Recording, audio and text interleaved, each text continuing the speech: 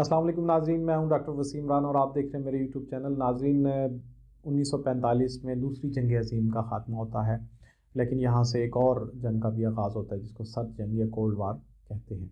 Cold war سے مراد geopolitical tension between the U S A and U S S R ہے۔ تو دنیا بائی پولر ہو جاتی ہے، ایک سائڈ پر ویسٹرن بلاک کریٹ ہوتا ہے جس کو لیڈ امریکہ کرتا ہے، جبکہ دوسری سائڈ پر ایسٹرن بلاک وجود میں آتا ہے جس کو you S S are lead کرتا ہے۔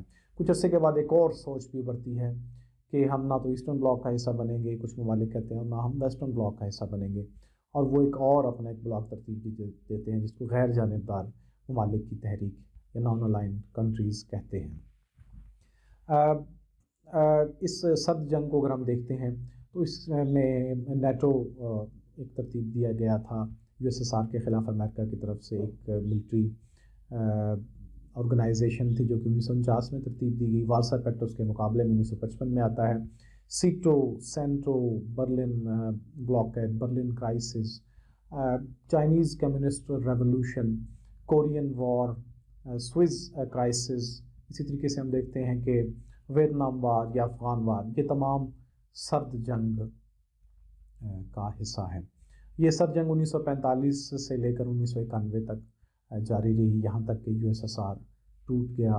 آج ہم سیٹو کو ڈسکس کریں گے کہ سیٹو کیا ہے، یہ کیوں ترتیب دیا گیا تھا، اور پاکستان اس میں کیوں شامل ہوا، پاکستان کو اس میں شامل ہونے کے کیا فوائد ہوئے اور کیا نقصانات اٹھانے پڑے، اور پاکستان نے کیوں سیٹو کو چھوڑا اور کب چھوڑا۔ آئیے ان تمام سوالات کے جوابات تلاش کرتے ہیں۔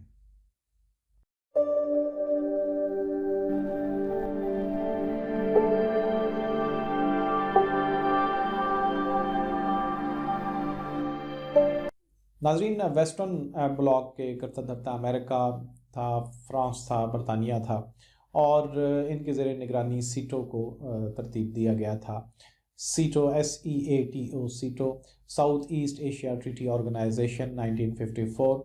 اس کی بنیاد فلپائن کے دارالحکومت منیلا میں 8 سپتمبر 1954 کو رکھی گئی، اور اس کے ممبرز ممالک میں شامل تھے امریکہ، برطانیہ، France, New Zealand, Australia, Philippines, Thai land اور پاکستان۔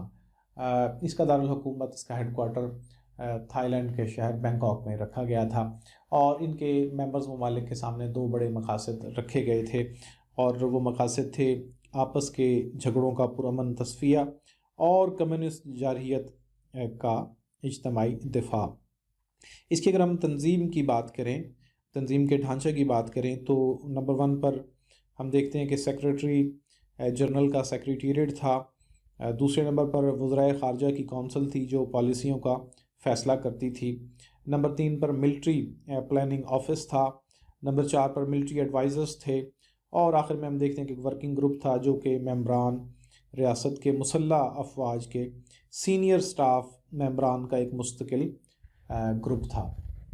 ناظرین، سرد جنگ میں جہاں پر یو ایس ایس آر اپنے انفلوئنس کو بڑھا رہا تھا، وہاں امریکہ بھی اس کوشش میں تھا کہ وہ زیادہ سے زیادہ ممالک کو اپنے ساتھ شامل کریں، اور ہم دیکھتے ہیں کہ امریکہ نے یہ سیٹو کو معاہدہ اس لیے ترتیب دیا تھا تاکہ کمیونسٹ کنٹریز اپنے لٹریچر کو، اپنے جو ایجنڈا ہے اس کو ان ممالک میں پروپاگیٹ نہ کر سکیں۔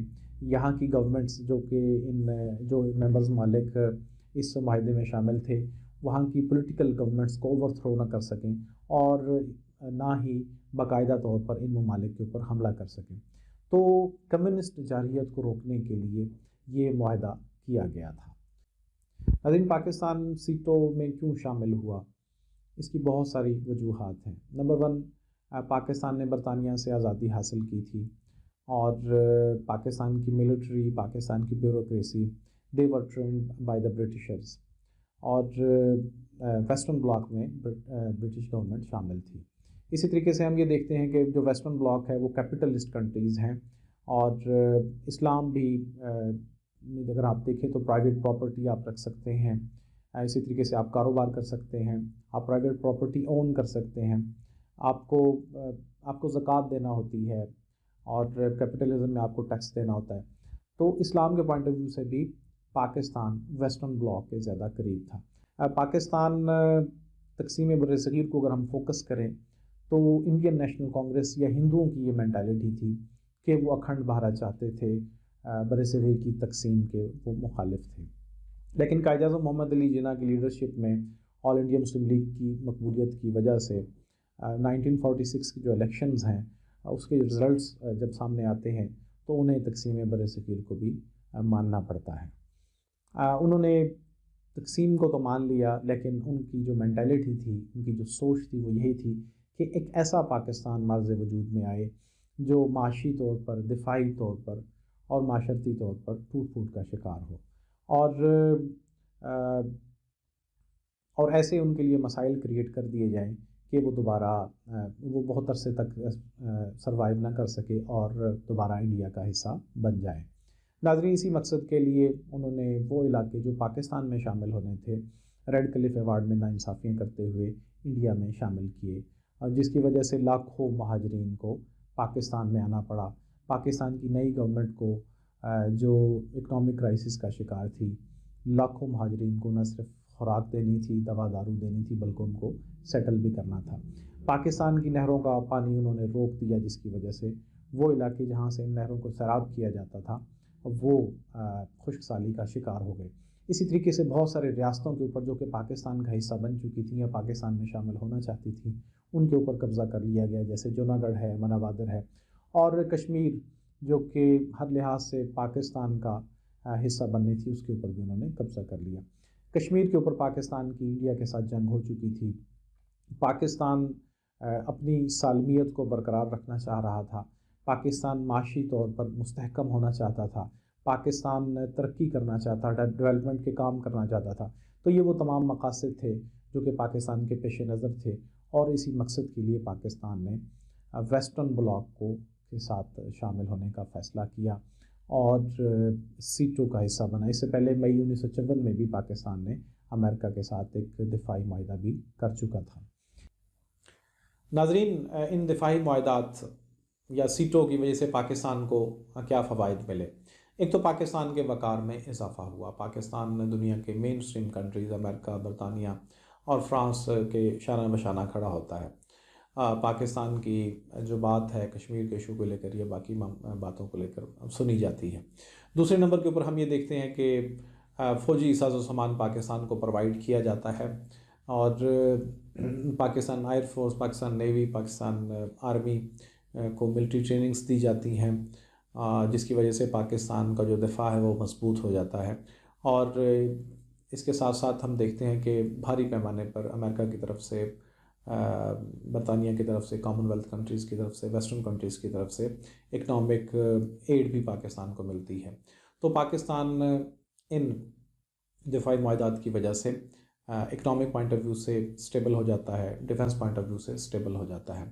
1965 کی جنگ کشمیر کے ایشو کے اوپر انڈیا اور پاکستان کے درمیان ہوتی ہے، اور اس جنگ میں ہم دیکھتے ہیں کہ اپنے سے 4 گنا بڑے ملک کے خلاف پاکستان اپنے دفاع کرنے میں کامیاب رہا۔ جی، پاکستان کو نقصان کیا ہوا ان دفاعی معاہدات میں شامل ہونے سے یا سیٹوں میں شامل ہونے سے؟ اس میں ہم دیکھتے ہیں کہ جو کمیونسٹ کنٹریز تھے ان کی مخالفت کا پاکستان کو سامنا کرنا پڑتا ہے، خاص طور پر روس کی۔ 1955 کے آخری ایام میں بھارت کا دورہ کرتے ہوئے روسی وزیر اعظم نے جو کہ کشمیر گئے اور اپنی سری نگر قیام کے دوران روسی رہنماؤں نے یہ کہہ کر سلامتی کونسل کی قراردادوں کو نفی کی کہ کشمیر کے عوام نے یہ فیصلہ کر دیا ہے کہ کشمیر بھارت ہی کی ایک ریاست ہے اور اس مسئلے کو کشمیری عوام نے خود ہی حل کرنا ہے۔ تو روس نے کشمیر کے ایشو کے اوپر کھلے عام بھارت کو سپورٹ کیا۔ دوسرے نمبر کے اوپر ہم یہ دیکھتے ہیں کہ بھارت نے جو کہ کشمیر ایشو کو لے کر یونائٹڈ نیشن میں گیا اور وہاں پر جنگ بندی کروائی اور یہ وعدہ کیا کہ وہ استصواب رائے کروائے گا۔ تو جب پاکستان سیٹوں میں شامل ہوتا ہے تو بھارت کا رویہ بھی تبدیل ہو جاتا ہے۔ وہ کہتا ہے کہ پاکستان کا ان دفاعی معاہدات میں شمولیت کی وجہ سے جنوبی ایشیا کی جو صورتحال ہے وہ تبدیل ہو چکی ہے، اور اب ہم اقوام متحدہ کی قراردادوں پر عمل کرنے کے پابند نہیں ہیں۔ اسی طریقے سے ہم یہ دیکھتے ہیں کہ عرب کنٹریز بھی پاکستان سے اس معاملے میں خوش نہیں تھے کہ وہ سیٹوں کا حصہ بنا یا امریکی دفاعی معاہدات کا حصہ بنا۔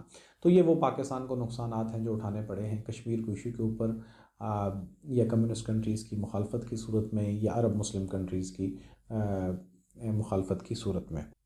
ناظرین، 1965 کی جنگ اور 1971 کی جنگ میں امریکہ اور ویسٹرن کنٹریز غیر جانبدار رہے اور کسی قسم کی پاکستان کو سپورٹ پرووائڈ نہیں کی، جبکہ اس کے مقابلے میں ہم دیکھتے ہیں کہ یو ایس ایس آر نے کھل کر بھارت کی مدد کی، یہاں تک کہ ملٹری امداد بھی ان کو پرووائڈ کی۔